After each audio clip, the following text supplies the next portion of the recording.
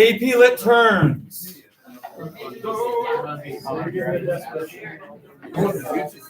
Class, please work in a low hum so that the audio is clear. Okay, so we had diction, and our first word is diction. That just basically means word choice, how they choose whatever they want to say. So like purposeful word choice to convey a message or a theme or whatever. And so our example was like Robert Frost, home, nothing, go to stage, chose every word in there that means something. And then next one was denotation, which is a dictionary definition of a word. It's like the dictionary definition of the word light is like twofold, is like not heavy or like it illuminates. And then you have connotation, which is what it means.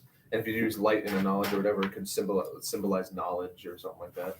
And then you have formal diction, which is fancy words, basically something like beguile, which is the opposite of informal diction, which is like the kind of slang term for it, which would be like trick instead of beguile.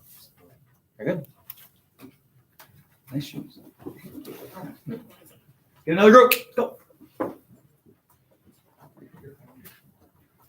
It's just continuation mostly. So slang and colloquial, they're kind of synonymous with each other. They're both forms of informal diction and are used strictly in informal language, such as the police. Some people refer to them as cops or the fuzz.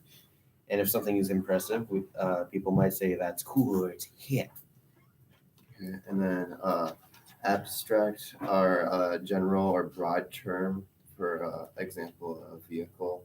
And concrete are specific terms, for example, Cadillac or convertible. Or 1968 Corvette. Even more specific. Very good. Next up.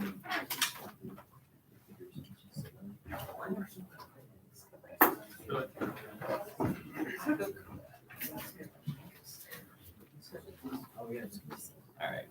So we had the periodic sentence or syntax. And what that is it's a sentence that begins with details, qualifications, or modifications building towards the main clause. So in other words, it describes the main part of the sentence before actually getting to the main part of the sentence. So we wrote a little example like this. Even though the young squirrel was exhausted, soaked, and depressed, he continued to forage food for his family at home. So it starts with something like an intro phrase or a list describing the squirrel. Then it actually builds up and says like the main part, which is the squirrel. Nice comma terminology.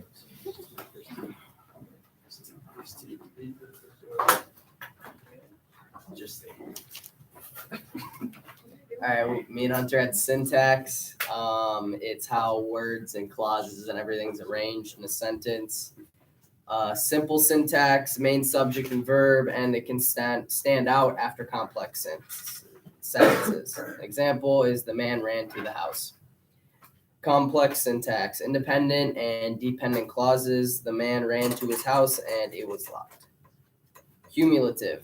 It begins with an independent clause and it is followed by a subordinate clause or phrase that adds detail. The man ran to his house and grabbed his keys to unlock the door. Beautiful. First applause. There you go. The delivery. So syntax, like I said, is the arrangement of words in a phrase. And it's important because it really helps like the flow of writing. It depends on like how you write things, how you arrange them to how like it sounds. Right. And our word was inverted, which is switching the arrangement of the sentence. So instead of like subject, verb, object, you could do object, subject, verb if it made more sense. And an example would be like him she loved, which is she loves him, if it's like poetic or something. They use it a lot in poetry to like make it rhyme or just to make it sound more like the phrases surrounding it. So What major motion picture franchise also features a character who speaks exclusively in inverted syntax? Is it Star Wars? Yoda. There you go. All right. You win. I've never seen Star Wars. You lose.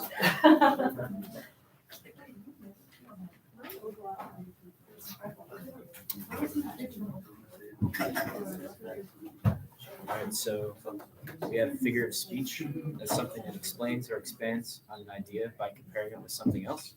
And we also have simile, which is a comparison using like or as. An example of simile was the countertop was as hard as a rock. And then there's metaphor, which is a comparison, not using like or as. Life is a roller coaster. And there's personification, which is a figure of speech given objects or animals human characteristics. So, for example, my phone died. Batteries are so dramatic. They're alive or they're dead.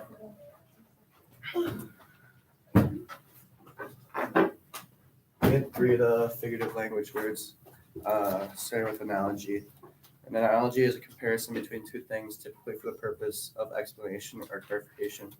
Example is just as a sword is the weapon of a warrior, a pen is the weapon of a writer. And then we had extended metaphor, which is a metaphor that is stretched across several lines.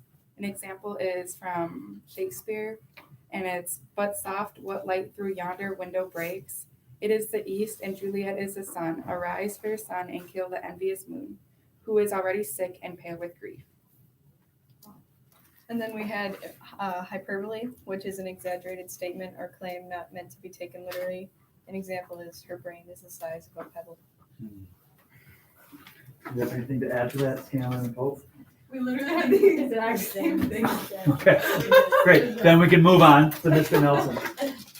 Oh, yeah. So we had mood and tone, but we're going to start off with tone.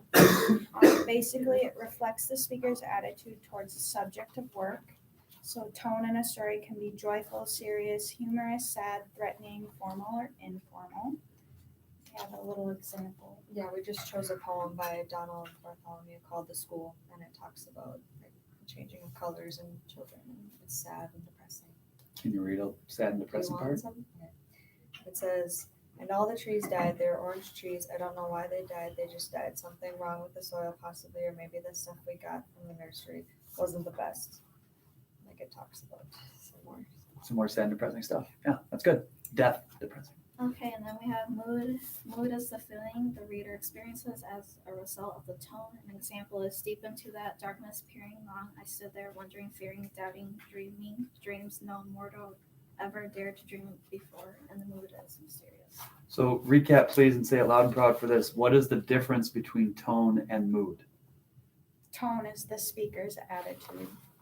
Mood is how it makes you feel. The reader. Tone is the speaker, mood is the reader. All right, very good.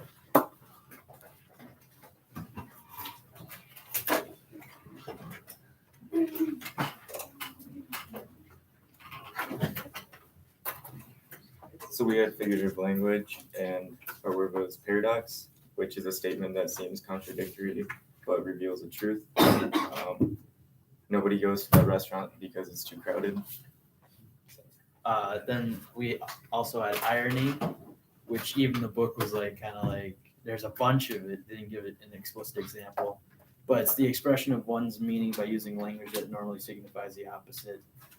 So there's like situational and dramatic. So situational is like firehouse burning down, and dramatic is like in Romeo and Juliet, when we know that Juliet used the potion to act like she was dead, but Romeo doesn't, so he kills himself, and that's a thing. And then verbal irony, it occurs when a speaker says something but means another. So when you ask your friends like, "Hey, what's for lunch?" and everyone just like around the table just goes, "I don't know," and you just like look it up yourself and you say, "Thanks for the help." Because they were not helpful. Yes. Yes. Very good.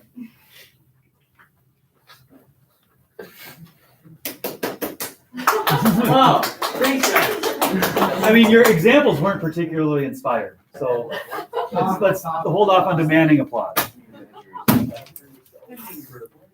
Imagery, the verbal expression of a sensory experience, and can appeal to any of the 5 senses: hearing, smell, taste, touch, seeing.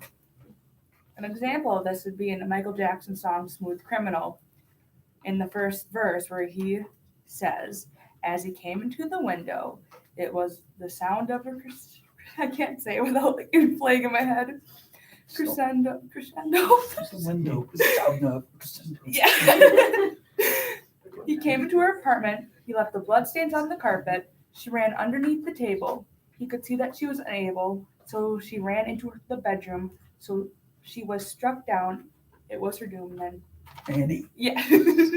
The author's choice of words are a very good example of imagery because they do a good job of showing the scene and making the listener feel as though they were actually present during the murder scene.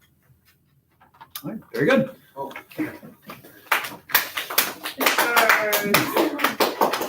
An inspired example. All right, there it is. When you come back to class tomorrow, my expectation is that you are familiar with those terms and can begin interacting with those terms.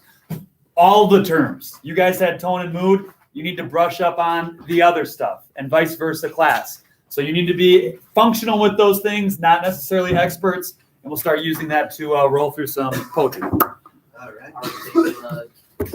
No, the quiz will be on the next day, Thursday, and it will involve those words plus the words on the next pages. We have many quiz You have what? No, Thursday. No, the day after tomorrow. Thursday. Tomorrow's Wednesday, right? Yeah. Gosh, I know my days.